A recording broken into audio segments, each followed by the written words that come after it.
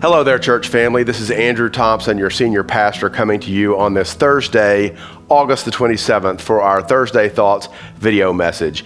You know, we are right here at the end of the summer as the summer is preparing to change into the fall. We think about that as one of the big seasonal changes of the year, when the air starts to turn a little bit cooler, when the leaves begin to turn, and of course, when football comes back into season. This year, it is also going to be the time when we have something of a season of change in the church as well, and I want to talk to you a little bit about that today. One of those aspects of change is that we are preparing to open up our fourth worship service for in-person worship here at the church. We already have worship services at our Agape Fellowship campus, at the downtown campus, our 10 a.m. family worship service, and our 11 a.m. in-person worship service in the sanctuary.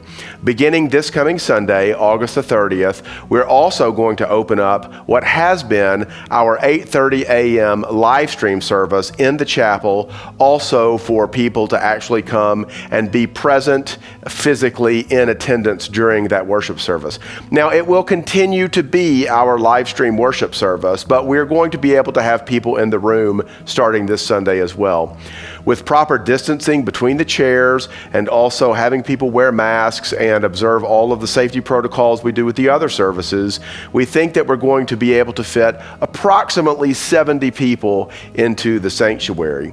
If you would like to come to that service, I want to invite you to do so. It's going to continue to be primarily a contemporary worship service from a musical standpoint, just like our 11 o'clock in-person worship service in the sanctuary has been primarily a traditional worship service from a liturgical standpoint.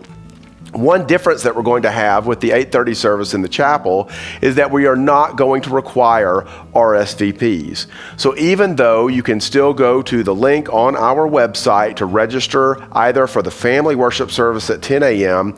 or for the in-person worship service in the sanctuary at 11 a.m., with the 8:30 a.m. worship service in the chapel, which is also our live stream, we are not going to require those RSVPs. We are still going to need to process people at the door, taking temperatures, making sure that people have masks, and asking them questions about whether they have been in contact with anyone who has shown symptoms of COVID-19. And so because of that, I would encourage you to come a little bit early if you'd like to attend that worship service. Get here by 8:15 or 8:20, and that will allow us to process everyone in and go ahead and start the worship service on time at 8:30 a.m.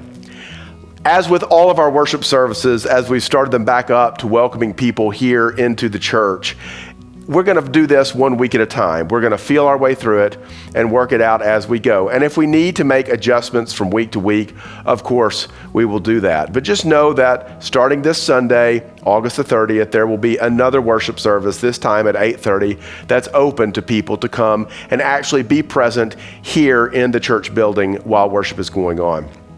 Now, one other aspect of change that we're going through in this season of the church's life is something that I sent out a congregation-wide email about earlier this week.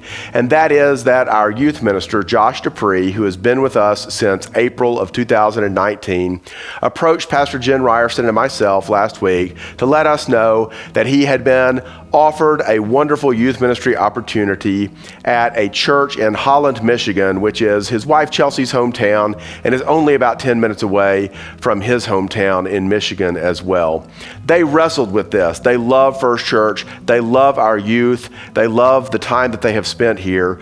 But ultimately, that pull to go home again was just too strong. And they believe that through prayer and conversation, they gained clarity that going back to Michigan and entering into a new chapter in their lives and a new season in Josh's life in youth ministry was the right thing to do. That's probably not the news that our church wants to hear, as happy as we are to Josh and Chelsea and their daughter Charlie about this opportunity.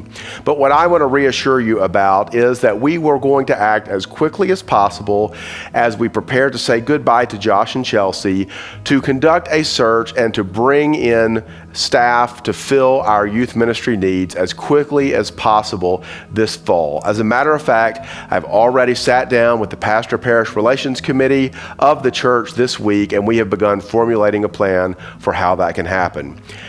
I'd ask you to pray for that. I'd ask you to pray through it. I'd ask you to cover everything about this upcoming search in prayer. We want to bring in someone who has the gifts and graces of Josh Dupree, someone who can build a program, someone who can lead that program and be a good shepherd and minister to our youth. And so I ask that you would pray about that. If you have any questions or if you have any concerns, obviously, I would encourage you to reach out to me either by email or by phone. If you'd like to grab a cup of coffee, if you'd like to come into the office, I'd be happy to talk with you about that. I think that we're going to be fine. I think that this is a wonderful move in Josh and Chelsea's life and in the life of their family, and I believe that God will see us through and bring the right person to follow on Josh's heels and continue the good work that he has been doing. So these are changes, and sometimes changes are difficult, whether you're talking about worship services or whether you're talking about the staffing needs of the church in an area like youth ministry. But as with all seasons, they come and go, and we're going to welcome this season of change with open arms, knowing that the Holy Spirit is going to be with us, and if we keep our eyes focused on our mission to gather, grow, and go in discipleship to Jesus Christ, that everything is going to be fantastic with us. So I want to encourage you to keep praying, to keep your eyes on Jesus, and I will see you soon.